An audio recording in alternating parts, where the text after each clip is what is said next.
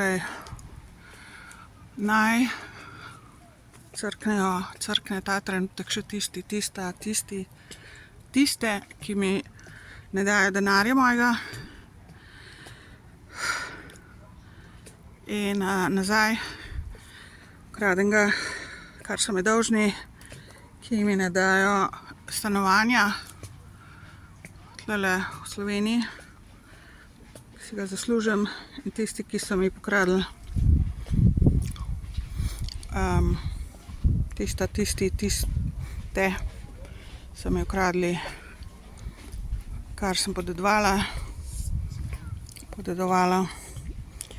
In vsi, ki dejansko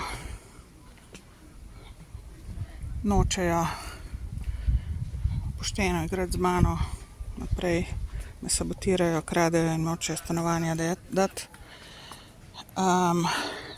V redu stanovanja. In to je to.